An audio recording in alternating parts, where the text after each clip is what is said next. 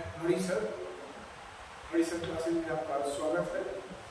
आज हम एक महत्वपूर्ण विषय पर चर्चा करने जा रहे हैं जो कि वर्तमान वैश्विक संदर्भ में काफ़ी चर्चित मुद्दा है और ये विषय है कि संयुक्त राष्ट्र संघ की सुरक्षा परिषद में भारत की अस्थायी सदस्यता का क्या आधार है, क्योंकि यह विषय काफ़ी लंबे समय से चर्चा में चला आ रहा है और हाल के वर्षों में इसमें काफ़ी चर्चा की जा रही है। भारत काफ़ी समय से अस्थायी सदस्यता के लिए प्रयासरत है।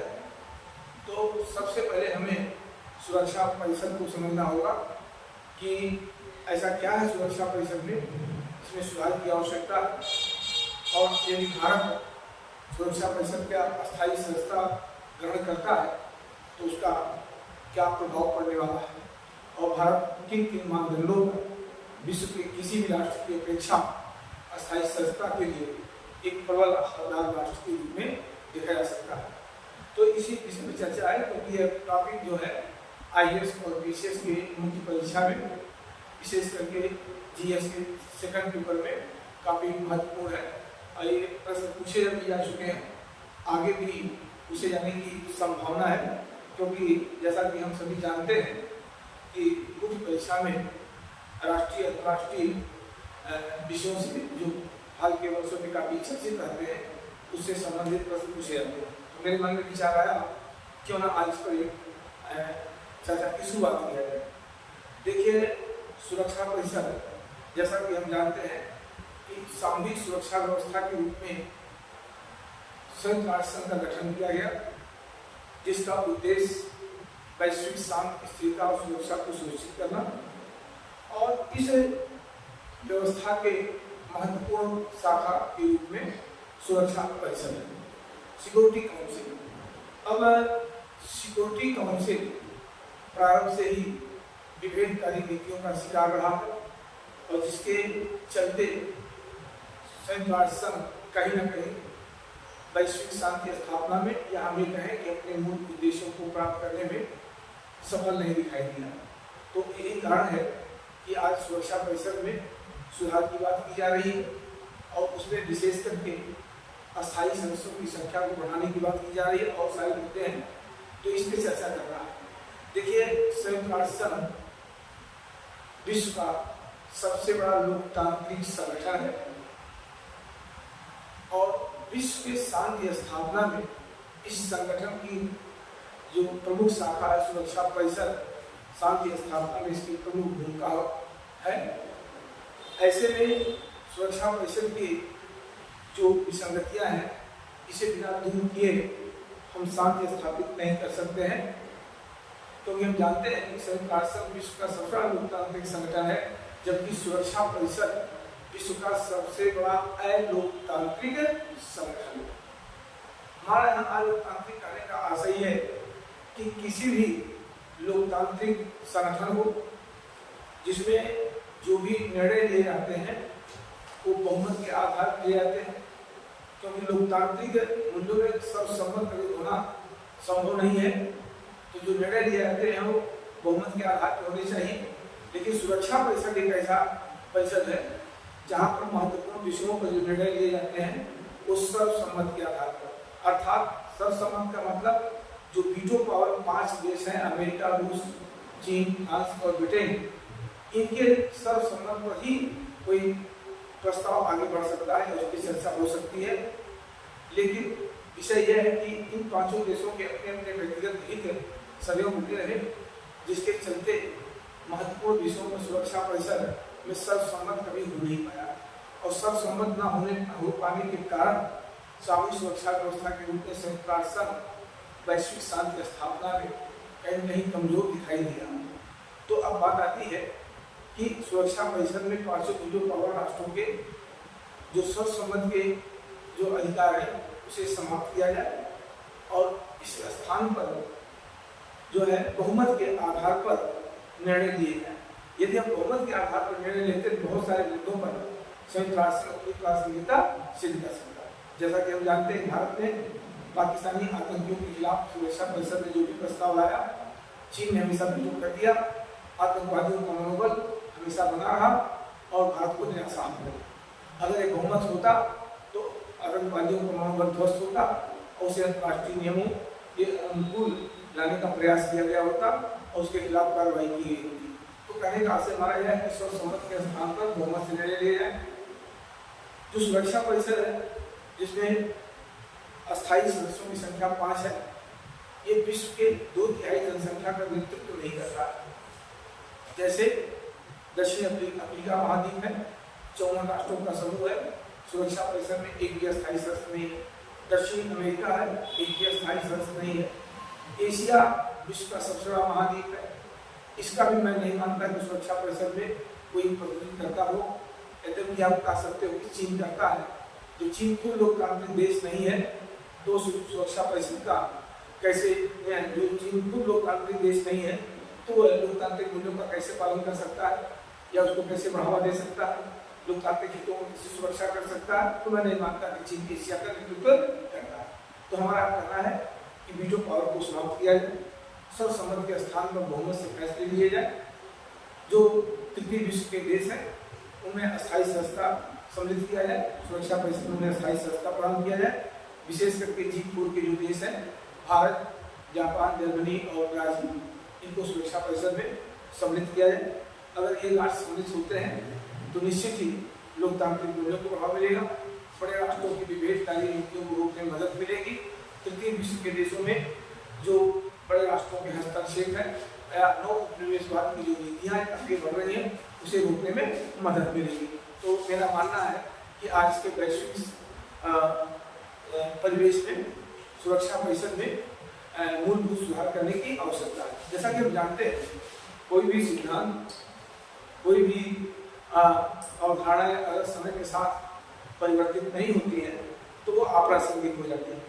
1945 से लेकर आज तक वैश्विक राजनीतिक परिवेश में काफी बदलाव हो चुका और संयुक्त राष्ट्र संघ कोई भी बदलाव अपने को नहीं कर पाया और यही कारण कि आयोग विफल दिखाई दे रहा। तो संयुक्त राष्ट्र संघ के उद्देश्य में कोई कमी नहीं है। अगर वैश्विक शांति, स्थिरता और सुरक्षा को बढ़ावा देना है तो इस संगठन को मजबूती देनी होगी और मजबूती तभी आएगी जब सुरक्षा परिषद में भारत को अस्थायी सदस्यता दिलाई जाए या भारत जैसे अन्य राष्ट्रों को दिया जाए। अब विषय है, मूल टॉपिक ये है कि भारत किन आधारों पर सुरक्षा परिषद का अस्थायी सदस्यता प्राप्त करने का हकदार बनता है। तो मैं एक एक आधार आपको तार्किक रूप से समझाने का प्रयास करता हूँ। अगर ये 4-5 पॉइंट आप जान लेंगे तो मुझे लगता है कि ऐसे प्रश्नों पर आप आसानी से और बेहतर तरीके से कर सकते हैं। पहला कि संयुक्त राष्ट्र संघ विश्व का सबसे बड़ा लोकतांत्रिक संगठन है, जबकि भारत विश्व का सबसे बड़ा लोकतांत्रिक देश है। ऐसे में सुरक्षा परिषद में अगर भारत जैसे देश को अस्थायी सदस्यता दी जाती है तो इससे लोकतांत्रिक मूल्यों को बढ़ावा मिलेगा, साथ ही साथ संयुक्त राष्ट्र संघ को और अधिक मजबूती प्राप्त होगी। बड़े देशों के मनमानी नीतियों पर अंकुश लगाया जा सकता है। तो एक संयुक्त राष्ट्र संघ विश्व का सबसे बड़ा लोकतांत्रिक संगठन है और संयुक्त राष्ट्र संघ भारत जो है विश्व का सबसे बड़ा लोकतांत्रिक देश है। तो एक बड़े विश्व के सबसे बड़े लोकतांत्रिक देश की अवहेलना नहीं की जा सकती है, उसकी अनदेखी नहीं की जा सकती। दूसरा है कि भारत एक गुटनिरपेक्ष राष्ट्र रहा है। भारत अपने जो है स्वतंत्रता के पश्चात से पंडित नेहरू ने गुटनिरपेक्ष नीतियों का पालन किया और आज भी उसी गुटनिरपेक्ष नीति पर आगे बढ़ रहा है। जैसे कि हमारी गुटनिरपेक्ष नीति का मूल उद्देश्य वैश्विक शांति, स्थिरता और सुरक्षा को बढ़ावा देना, अपने हितों की सुरक्षा करना।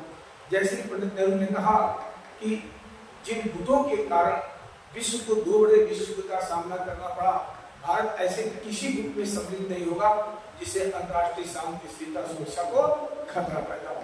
तो भारत शुरू से ही वैश्विक शांति, स्थिरता, सुरक्षा का प्रबल जो है समर्थक राष्ट्र रहा। आज आप देख लीजिए कि बहुत सारे इशू हैं जिस पर भारत ने हमेशा गुटनिरपेक्ष नीतियों का अनुसरण किया। आप यूक्रेन संकट के दौरान देख लीजिए ना, हमने खुद करके रूस की नीति का समर्थन किया, न ही पश्चिमी राष्ट्रों की नीति का समर्थन किया।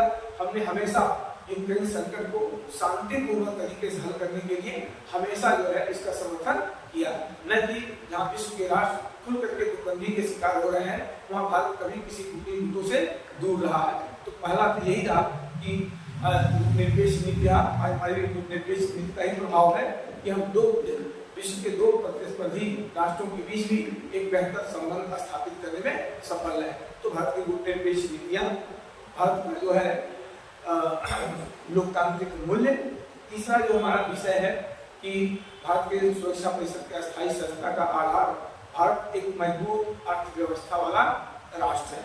अब यहाँ अर्थव्यवस्था से क्या संबंध है, तो मैं बता दूं कि भारत अपने ठोस अर्थव्यवस्था के द्वारा जहाँ अपने देश के आर्थिक सामाजिक विकास पर मूल्यों को आगे बढ़ाता है, वहीं विश्व के तमाम कमजोर देशों को व्यक्तिगत स्तर पर आर्थिक सहायता उपलब्ध कराता है। जहाँ पश्चिमी राष्ट्र, पूंजीवादी देश, चीन जैसे राष्ट्र नौ उपनिवेशवाद को बढ़ावा दे रहे हैं और छोटे छोटे राष्ट्रों को अपने हितों के अनुकूल आकर्षित करने का प्रयास कर रहे हैं, वहीं भारत इसका हमेशा विरोधी राष्ट्र रहा है और उसने विकास नीति पर मूल्यों के आधार पर विश्व के कमजोर राष्ट्रों को हर वर्ष हजारों करोड़ रुपए की आर्थिक सहायता उपलब्ध कराता है। यदि भारत सुरक्षा परिषद का अस्थायी सदस्य ग्रहण करता है तो इससे तृतीय विश्व के देशों के आर्थिक सामाजिक विकास को और अधिक गति मिलेगा और अधिक बल मिलेगा। इसे कल्याणकारी नीतियों को आगे बढ़ाया जा सकता है। साथ ही साथ जो आजकल संयुक्त राष्ट्र संघ में वित्तीय संकट पैदा हुआ है, उस वित्तीय संकट को भी कुछ हद तक दूर करने में भारत अपना महत्वपूर्ण सहयोग दे सकता है। तो तीन आधार है, एक आर्थिक शक्ति का आधार, गुटनिरपेक्ष नीति का, और विश्व के सबसे बड़े लोकतांत्रिक देश में। चौथा जो आधार है कि भारत एक विश्व का विश्वसनीय परमाणु शक्ति संपन्न राष्ट्र है। यहाँ हमारा परमाणु शक्ति संपन्नता का उद्देश्य ये नहीं है कि हम परमाणु हथियार को विकसित करके और विश्व में बड़े पावरफुल राष्ट्र के रूप में अपना स्थापित करें। विश्वसनीय परमाणु शक्ति का हमारा उद्देश्य ये है कि भारत हमेशा परमाणु नीति को शांतिपूर्ण उद्देश्यों का समर्थन किया है और आज भी उसी नीति पर कायम है। ये जरूर है कि आज भारत के पास परमाणु हथियार है, लेकिन हमारे हथियार जो है किसी भी राष्ट्र को डराने और धमकाने के लिए नहीं है, बस अभी कोई राष्ट्र हमें परमाणु हथियारों के संदर्भ ब्लैकमेल न कर सके।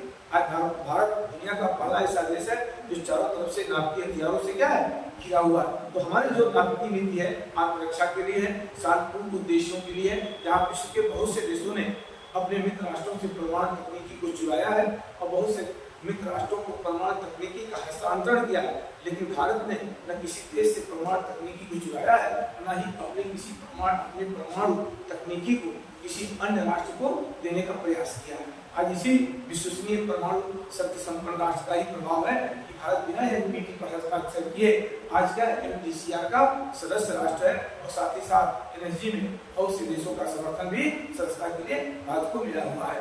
तो एक विश्वसनीय परमाणु शक्ति संपन्न राष्ट्र की। चौथा जो है, जो संयुक्त राष्ट्र संघ के शांति मिशन है, इस मिशन में भारतीय शांति सेना का बहुत महत्वपूर्ण योगदान रहा है। आज भी संयुक्त राष्ट्र संघ के शांति मिशन में सैनिकों की संख्या के दृष्टिकोण से विश्व के सबसे अधिक पीस फोर्स जो है वो भारत से ही गए हुए हैं और विश्व के विभिन्न भागों में तैनात होकर शांति स्थापना में महत्वपूर्ण योगदान दिए है समय समय पर। चाहे वो कांगो का संकट हो, अंगोला का संकट हो, हंगरी का संकट हो, कोसोवो का संकट हो, जहाँ भी यह संकट हुआ हमारी भारत सहायता किया है। बात का पीसफुल और हमेशा प्रशंसा का पात्र रहा। तो इस आधार पर भी हम कह सकते हैं कि संयुक्त राष्ट्र संघ की सुरक्षा परिषद में भारत अस्थायी सदस्यता का एक प्रबल हकदार राष्ट्र है। और अगला जो पॉइंट ये है कि भारत को अन्य क्या आधार हो सकते हैं, तो उसमें एक बड़ा आधार है भारत संयुक्त राष्ट्र संघ का संस्थापक सदस्य राष्ट्र रहा है और हमेशा संयुक्त राष्ट्र संघ की नीतियों को फॉलो किया है और आज भी फॉलो करता है। आज भी भारत अंतर्राष्ट्रीय मानवाधिकार के मुद्दे पर या ऊर्जा सुरक्षा के, खाद्य सुरक्षा के मुद्दे पर हो, पर्यावरण के मुद्दे पर हो, हर जो वैश्विक इशू हैं उन सभी मुद्दों पर भारत बहुत ही संवेदनशील रहता है और हर पल उन मुद्दों पर बढ़ चढ़ करके काम करने के लिए आगे कदम बढ़ाता हुआ दिखाई देता। तो इस आधार पर भी हम कह सकते हैं कि भारत सुरक्षा परिषद के अस्थायी सदस्यता का क्या है, एक बड़ा हकदार राष्ट्र है।